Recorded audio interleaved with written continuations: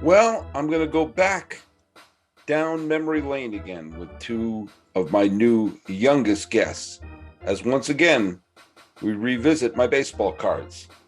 This is Locked On MLB.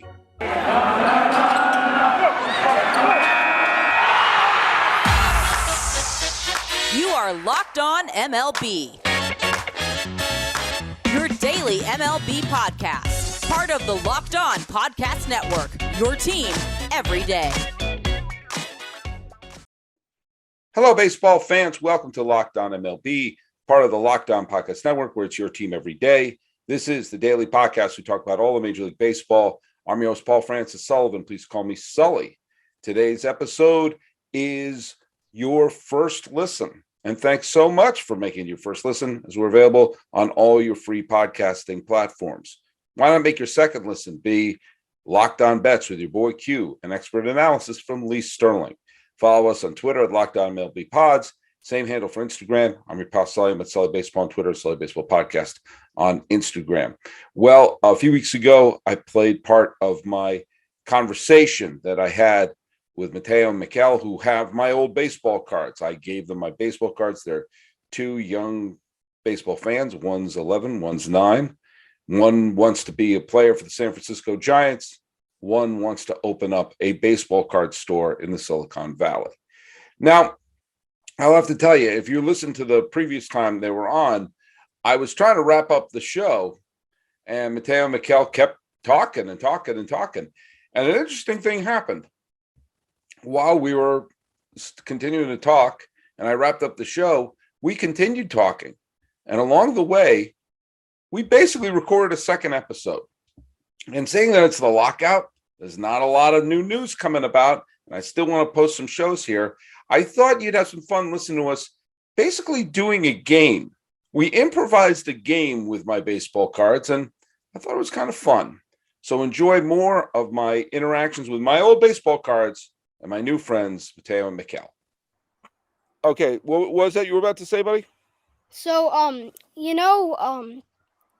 those cards where you would, there was numbers and you would scratch off with a penny, and if you got the winning numbers, then Yes. you would get those glossy baseball cards. Yes. Did you win? Or bat or whatever. Did you win one of those scratch-off games? First of all, you cannot win those because that came a while ago. We did get a walk. I was about to say, I hope you're not going to cash those in. Those are like from 1982. One time you did get a walk. Like one of the cards had a walk on it. So you would have gotten 10 glossy baseball cards. I let it's an opportunity I let slip by. Yeah. I let it slide by. You know what? I regret it to this day. Your life's full of regrets, and that's one of the life's regrets. Yeah.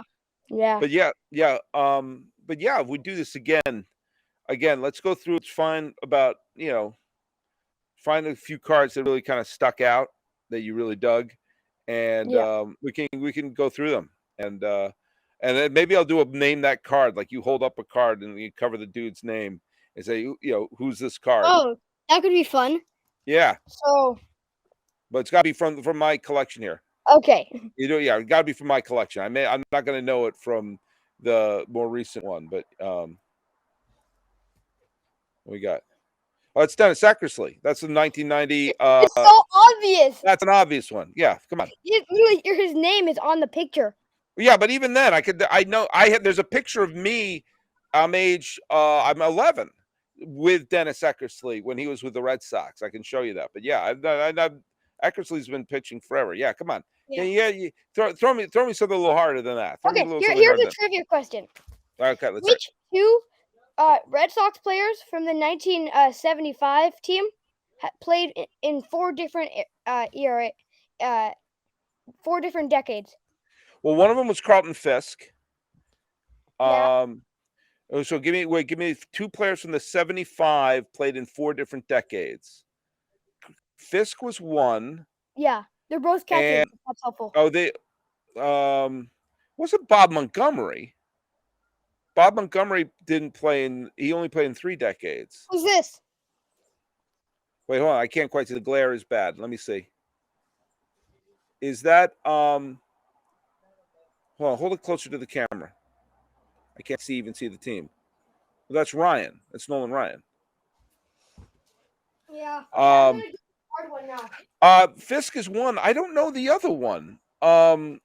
Because I don't think it was Bob Montgomery. And he was the only other catcher on that Red Sox team. All right, Who this we one's got gonna there? be really hard. That's Bobby This one. Bonilla. That's Bobby Bonilla. That's Mike Piazza. How do you do this? Because this is my brain. You don't Yeah. understand. You don't Yeah, understand who you're dealing with here. Yeah. Let me see. That is, let's see. It's a Baltimore Oriole. Is that Craig Worthington? Hold it closer to the camera. I can't quite see. Oh, that's is that Eddie Murray? Yeah. Okay. Finally, Yeah, I tripped you up on one. Well, yeah, because you were holding it in Nebraska. I couldn't see it. Okay. That's Strawberry. Pretty much the only ones we have in our binders are the ones that we kind of want. Yeah. So if Yeah. we went out there and grabbed a nobody, I don't think you'd get it. Oh, I bet I could get a nobody. Okay. Was that a challenge you just made? Did you just throw down a gauntlet? Who? Oh, let's see. Hold on. That's a twin. Hold on. Hold it a little closer to the camera. He's a twin. He's a pitcher. Right-handed pitcher. I may not get this one. I'm going to guess. Let's see. It's not Keith Atherton. I don't. Let's see. The 86 Twins. That's before they were the World Series winner. I'm probably going to miss this one. I'm going to say Mike Smithson, but I don't know. Rick Lysander. Oh, yeah. Okay. You stuntman Rick Lysander. All right. Here, Cool. Yeah, look at it. You tripped me up on an obscure pitcher from the 85 Twins. Let me see. Let's see. That's a Cleveland Indian. Let's see. Hold it up a little bit so I can see a little more. Left-handed hitting Cleveland Indian. Can't 100% see. I don't think it's Carlos Baerga. And it's not Mel Hall. Oh man, do you know what? I'm stubbing my toe here on this one here. I'll say Baerga, but I don't think it is. Dave Clark. Oh, Dave what? Clark. All right, man. I'm blowing it. I totally forgot Dave Clark played for the. He later played with the. Yeah, that's Todd Worrell. Yeah, Todd Worrell, who was Todd Worrell was a closer for the St. Louis Cardinals. Okay, hold on. It's left-handed pitcher for the. Is that Jim DeShays? Maybe. No. It's not Jim DeShays. Hold it up a little closer so I can see it a little.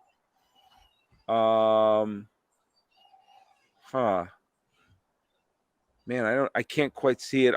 Jim DeShays. It's not Greg Swindell, is it? Bob Nepper. Oh, I should have guessed Bob Nepper. That's Burt Blyleven. That's Burt Blyleven. Burt Blyleven. Yeah, that's Burt Blyleven. How did you do that? I don't even know that guy's name. He's in the Hall of Fame. Hold it up. That's is that Rob Deere? Maybe. No, it's not. Mark Knudsen. Oh, okay. I could tell he was a Brewer. I couldn't quite get, but yeah, Mark Knudsen was a pitcher for the Brewers. He was a relief pitcher for the Brewers in that time. But yes. What was that? The one thing that I'm most that I'm going on about the most right now. Yeah. Is me making my collate set from this year. Mostly because Danny Darwin. How did you? I love this year's design. It's just so cool. Oh yeah, that was that the 2016 or 2017? That's this year, 2021. Oh, I didn't see that one yet. Let me see that one. So is that Pedro Guerrero? Yeah. Yeah, that's Pedro Guerrero. See how much I have so far? Oh wow, cool. I'm working on it. There are like 702 cards. Nice. Let's see if we can get him. He's got someone. Hold it up. Yeah, it's a Cardinal. Is that Todd Worrell or no? No. It's not Tom Lawless. Let's see. Hold up a little closer. Is it Bill Dawley? No. It's Scott Terry. Oh, Scott Terry. The Cardinals had 58 guys who looked exactly like that. So I just love this year's design. Either if it's like this or this. yeah. And plus, I like this card because he's You know shooting. what? I got to tell you, I'm still mad that I didn't guess Bob Nepper. I should have guessed Bob Nepper. Yeah. I did. I didn't think he was still on there. Hey, let's take a quick break and talk about Built Bars. It's the new year, so that means New Year's resolutions. If yours is about getting fit or eating healthier, make sure you include Built Bar in your plan. Built Bar is the protein bar that tastes like a candy bar, maybe even better than a candy bar. Built Bar makes it easier to stick to your resolution because it tastes so good, you'll want to eat it, unlike other protein bars, which can be chalky, waxy, or taste like a chemical spill. You want to eat healthy, but it just gets so boring. By week 3, you're like, hey, this is not going to do it. I need some chocolate. Well, Built Bars are covered 100% in real chocolate. Most Built Bars contain 130 calories, 4 grams in net sugar, 4 grams in net carbs, 17 grams of protein. Compare that to a candy bar, which usually has around 240 calories, 30 grams of sugar, and dozens of net carbs. You know what? Here's an idea for the new year. For all your secret stashes that you have of those treats that you're not supposed to eat, but you hide them for everyone else at home, in the pantry, in your glove compartment, wherever. Throw out the sugary, calorie-filled treats and replace them with Built Bars. So when you're craving a snack or a treat, you can reach for something that's healthy and tastes incredible.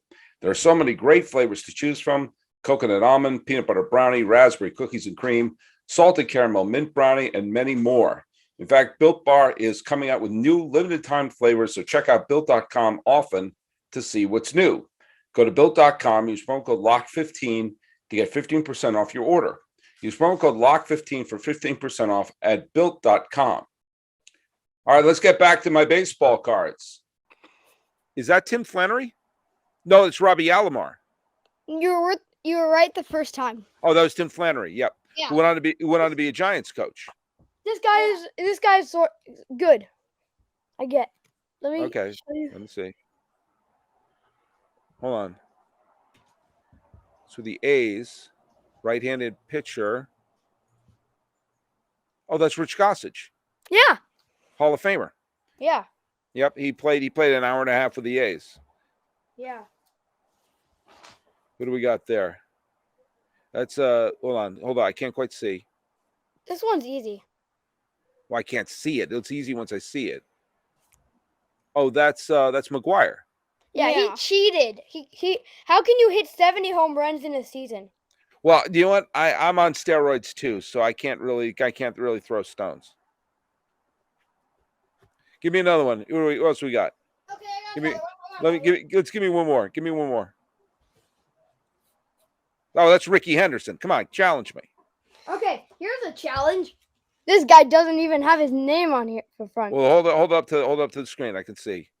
I can't even see what team he's on. Hold on. Plays for the Giants. Hold on. I can't quite see. Is that can you hold it a little closer? Is that Jeffrey Hackman Leonard? No. All right. I can't quite tell. Is that Chili Davis? Yeah. Okay. This card goes up and down. Yep. Oh, I see. It's one of those. Okay, that's Andre Dawson. Dude, yeah. He has a sort of weird haircut. Yeah, he does. That's what they used to call it, the afro. And that's what that is. It would burst out of his hair. But yes, that's Andre Dawson. Okay. All right, give me 2 more here. Give me 2 more. All right. For those of you listening, he's gave me 2 more. Who do we got there? Sorry, let me reposition my. Let me see. Is that John Candelaria? You're not even looking at the card, and you got it right.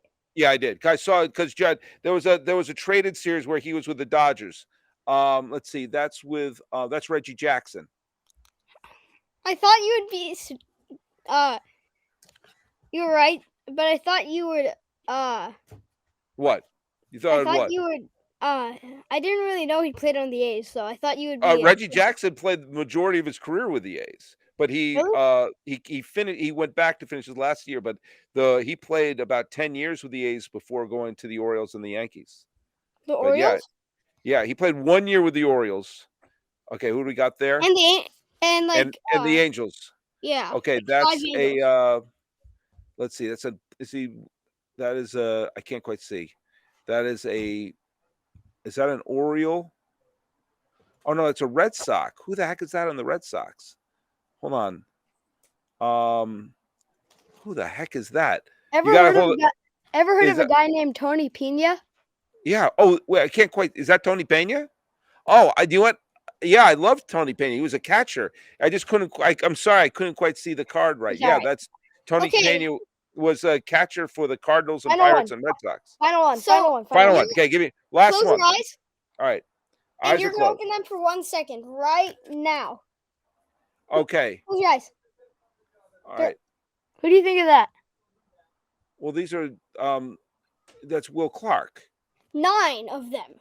9 Will Clarks. Okay. Yeah, there you go. Will Clark. You put 9 Will Clarks on a page. Yep. Well, look at guys. There you go. That was a little try to stump. So you'd stump me a couple times. I would have. The Tony Pena one. I'm not trying to make an excuse, but there was a little glare. I couldn't quite see Oh, who it okay. was. But yeah, he was the catcher. He was the catcher for the Red Sox, but mainly for the Pirates and the Cardinals. Yeah. But he played with the Red Sox when they won the division in 1990. Later became a manager and as a coach as well. There you go. What is your favorite World Series? Those are two. Like, my favorite was obviously when the Red Sox won in 04, but the best World Series I ever watched. I think that's a better way to answer it. The best Worlds because the 95? 04 I really like 95. 95 was great.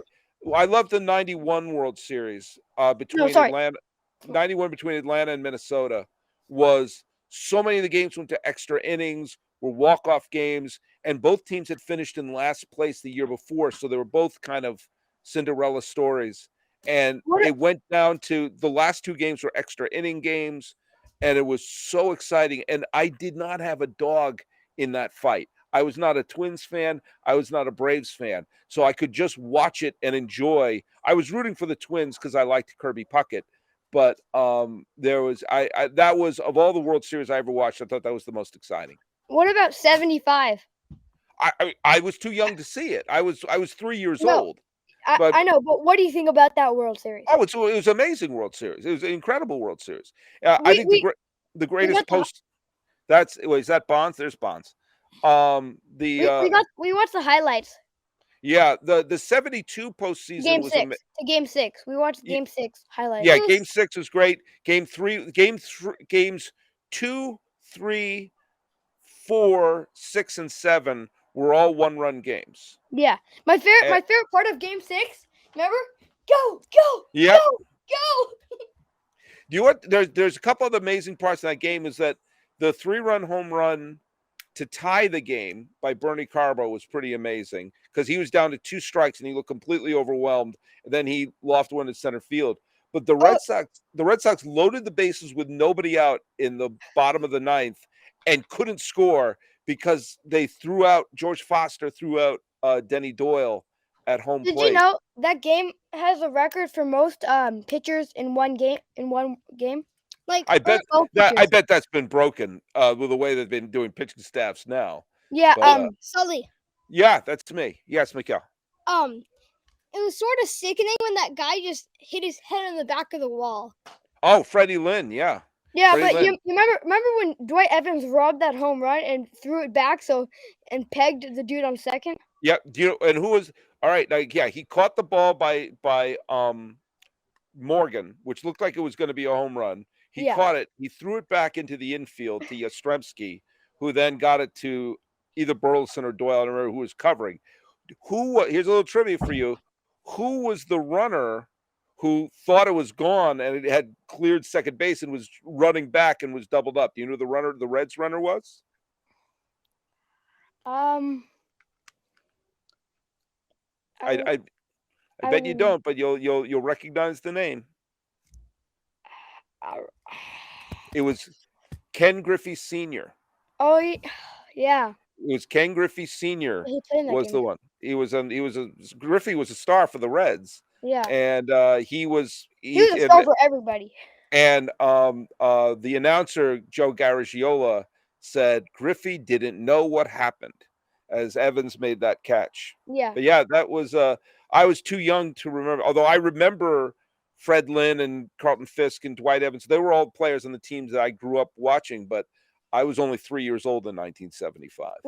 I mean, I know you don't like the Yankees, but what about game 3 of the 1932 World Series, I think? Well, that's supposedly the called shot by the way, even though I'm not a Yankee fan, I'm a baseball fan enough that I can appreciate when the Yankees did something great. I'll say one of the games that I've enjoyed watching just for the thrill and spectacle of it is Reggie Jackson hitting the 3 home runs off of 3 different pitchers on the first pitch in game 6 of the 77 World Series. The interesting thing about that 32 World Series, that's when Babe Ruth supposedly called the shot. There's no film of him doing that. There's Actually, film of the home. There is. Well, there's an obscure photograph. They found a home. They found a family's video. Yeah, but he wasn't standing pointing at center field. He was kind of taunting the Cubs bench, saying, "I gotta hit one out. I'm gonna hit one out." Because the pitcher's name was Charlie Root, said, if Babe Ruth, because he heard for years and years that Babe Ruth called the shot off of him, he said that if Babe Ruth stood there and pointed to center field, he would have thrown the ball at his head to say, "Don't you point at center field with me pitching." So was like, wasn't Charlie Root in game 1 of the 1919 World Series? Was he? That would have been as a Red.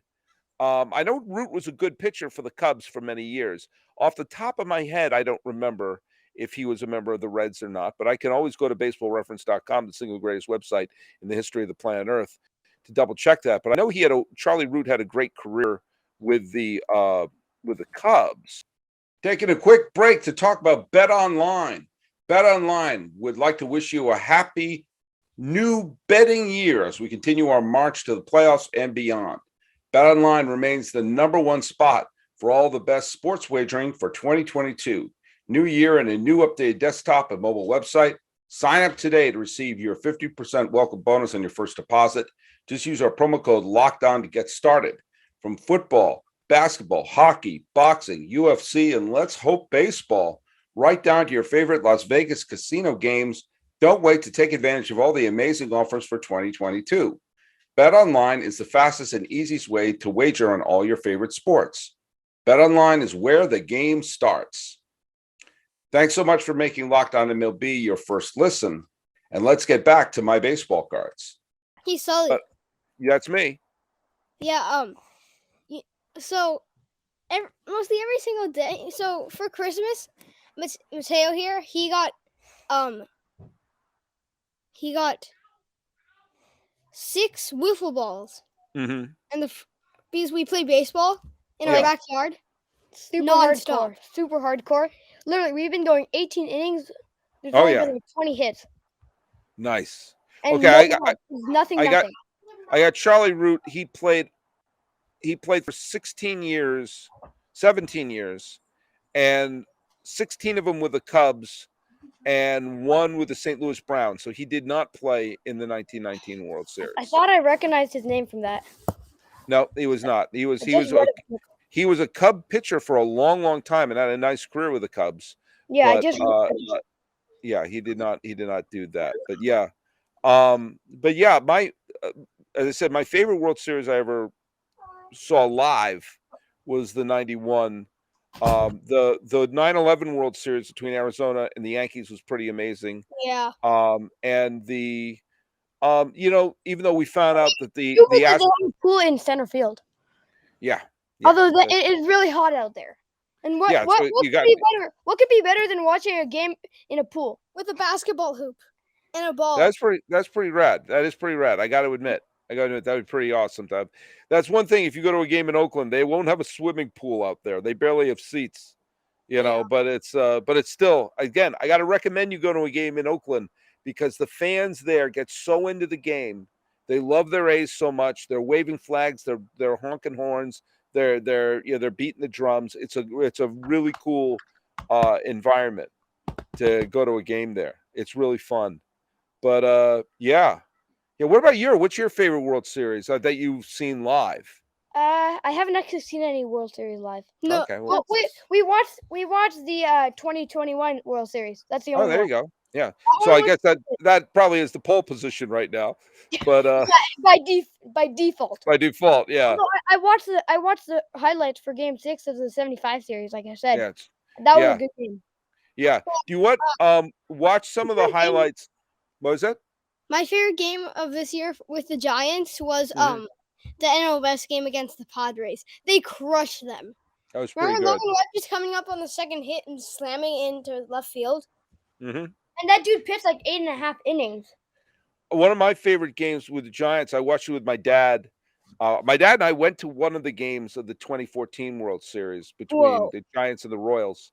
But I remember watching with my dad and with Julie, who my cousin, and the three of us watched the final game of the World Series in 2014 when basically all the Giants pitchers were meat except for Madison Bumgarner.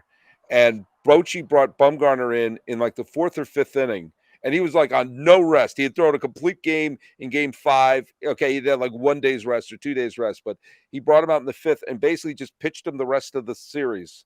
And he pitched the final 5 innings, and because it was a 1-run game, Bumgarner was so great. But you also know that he had thrown he'd thrown at least 3 complete games in that postseason. And you're like, he probably has nothing left in the tank. And every pitch he threw is like, oh God, please have something left in the tank. Please have something left in the tank. And with 2 outs in the 9th inning, they got the guy Gordon of Kansas City hit a ball to center field that dropped for a hit. Okay, so he let up a hit, but the center fielder Blanco misplayed it. And for a second, it looked like it was going to be a game-tying inside the park home run. And the third base coach held him, and he's at third. And then the final batter was Salvador Perez. Oh, that dude's good. They're really good. He wound up being the World Series MVP the next year, but he had a weak pop up to Sandoval. And my dad, who loved the Giants, he loved it. He loved it. In fact, do you know what I'm going to do? And for those of you listening on Locked On MLB as well, I'm going to put a link to this that I recorded my father, me, and my cousin Julie, who listening to that final inning, and you hear us going nuts when the center fielder made the play, but then you hear my dad cheering when the Giants won the World Series. I thought Sandoval was second. No, he was at third base. At least in that game, he was at third base. Well, so yeah. Because I have a card. 1 sec. Let me get it. Let's bring it over here. Let's bring it over, Mikel. Yeah. Where is it? Where is it? Come on. Now, the listeners of Locked On MLB are dying to see it. What do you got there? Well, that's Sandoval at third. Hey, is that one of the ones you got for me or no? Because I think I had that card. Yeah, it is. Okay, cool. Yeah, that card looks familiar. Look Big at that. Panda. Big Panda. That's right. Kung Fu Panda. I thought I had found it, but all I found was this really small card that I found in there. Wait, hold it up. Bring it up here. What do we got there? David Wright. No, there's David. Oh, David Wright in the style of the 1987 All top. the thing is, look how small it is. Yeah, that is pretty small. They're getting chintzy. With the cards. Yeah. All right. Hey, Mateo, Mikel, thanks for doing my trying to stump Sully, and it's. Let me tell you something.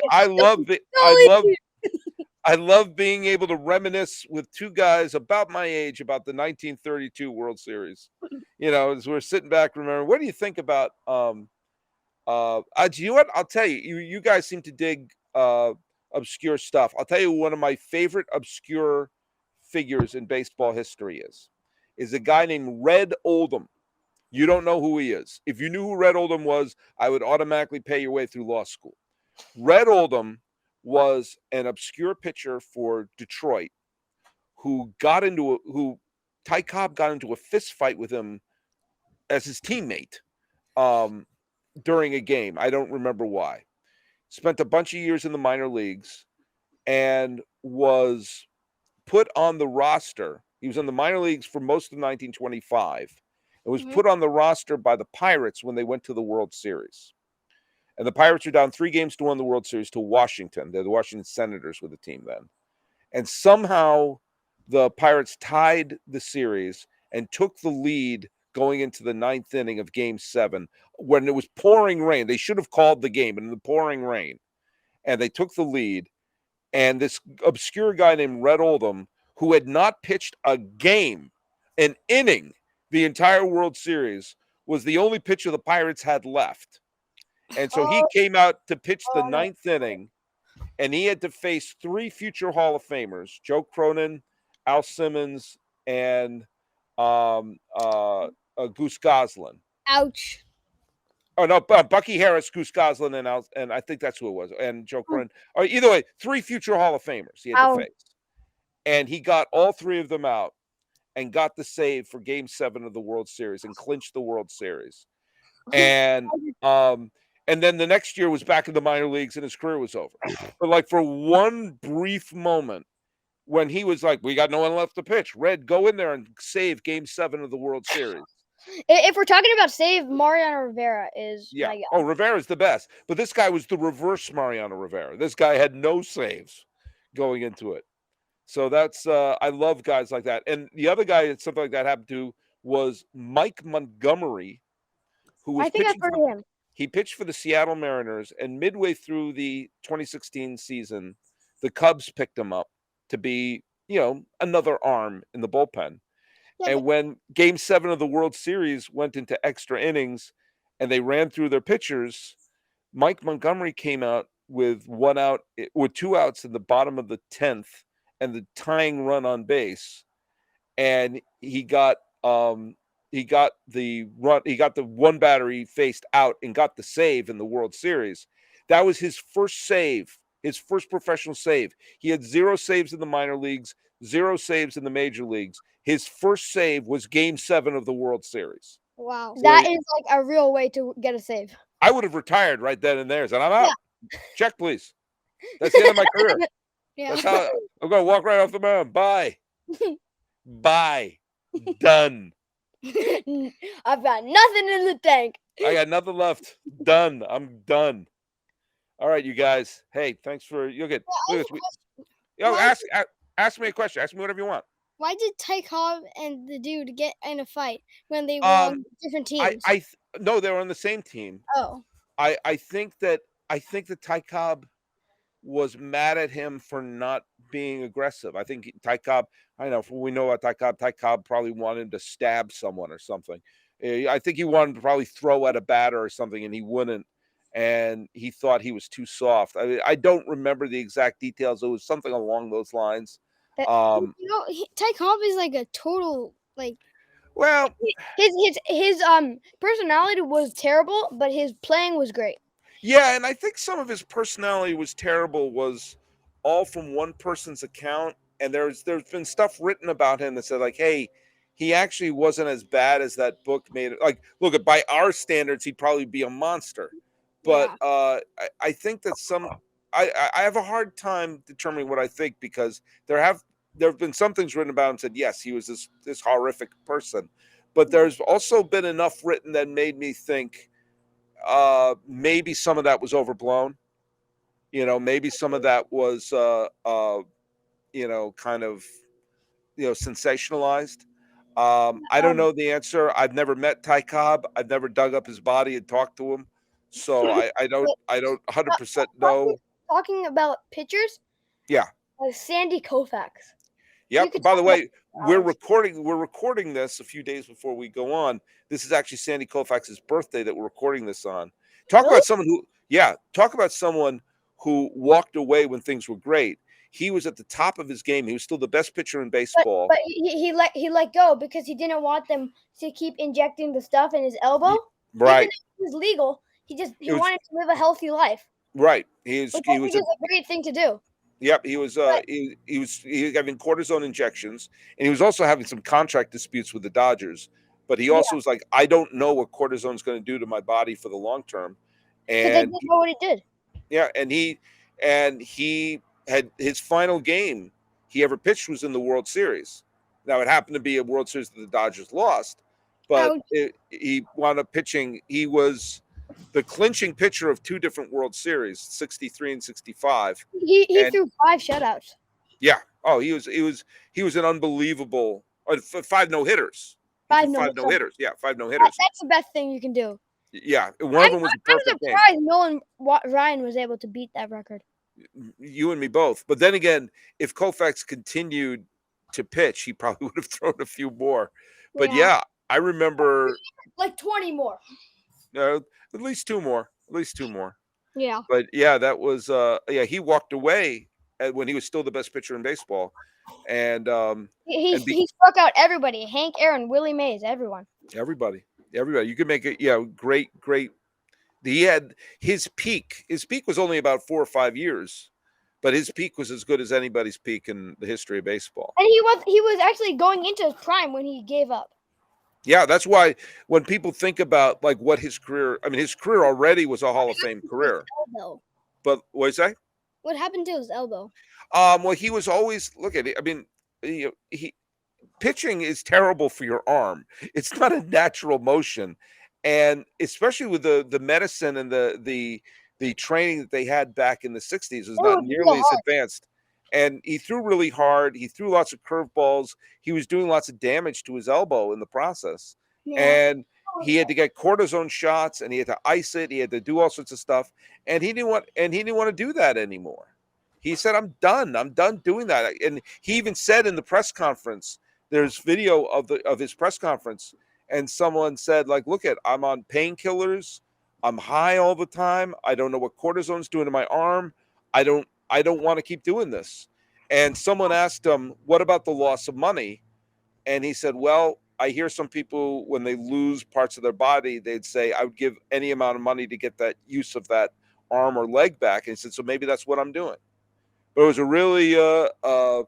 was really in some ways brave of him to be like, all right, I'm the best pitcher in baseball. And I'm still, yep. Check, please. Yeah. Yep. There it is. All right, you guys, this is Mateo and Mikel, my new buddies. Mateo's going to run the single greatest baseball card shop in the history of Silicon Valley. Mikel is going to play for the San Francisco. He's going to go to play for the San Francisco Giants and make $25 million a year, and fund his brother's pay for his brother's trading card shop. And he agreed when he retires, he's going to come and do it with me. There you go. That's good. Get that written. Have it written down. Get a contract. Get it written down. I'm going to keep doing this for like forever. I know you are. Because it's just going to be so fun meeting all those kids collecting cards. And I'm still gonna be running my collection as I run a card shop. And I'm gonna be doing this podcast until they lower me into the ground in the box, and I may still be doing that. Yeah, I may be trying to do it from the great beyond. You could like sign up with the Giants to see if they let you do a commentator. Or now you're talking. Look at that. But forget your baseball card shop. You got to be my agent. Here you got to go. You got to be my business manager. You've got it all figured out, Mateo. So I got to make sure we get everything all lined up. Yeah. All right, you two. Look at that. You just snuck yourself onto a second episode. Look at that. I'm gonna have you guys be my permanent guest host. There you go. We want to get a younger demographic on Locked On. Younger than 50. Yeah. So that's what we're gonna do. Well, if I did this, I'd talk about baseball cards the entire time, and I'd never get anything accomplished. No, you'd get something accomplished. You talk about baseball cards right there. What do you think I do? I talk about baseball days a week. You think I accomplished anything? No, I didn't. But I had fun doing it. That's 3/4 of the job. Yeah. All right, I'm here with my young co-stars here, Mateo and Mikel, and talking baseball cards, stumping each other, and all this other stuff. Hey, follow us at Locked On MLB Pods on Twitter and on Instagram. Thanks for making us your first listen, as we're available on all your free podcasting platforms. And make sure you make Locked On Bets your second listen, as they take care of all your gambling needs. That's with your boy Q and expert analysis from Lee Sterling. Talking about the really glory days that Mateo and Mikel and I can reminisce about the 1925 World Series, like the kids do. This is Locked On MLB. I'm your host, Paul Francis Sullivan. Hey, Mateo and Mikel, what can people call me? Sully. Yeah, it's a good thing.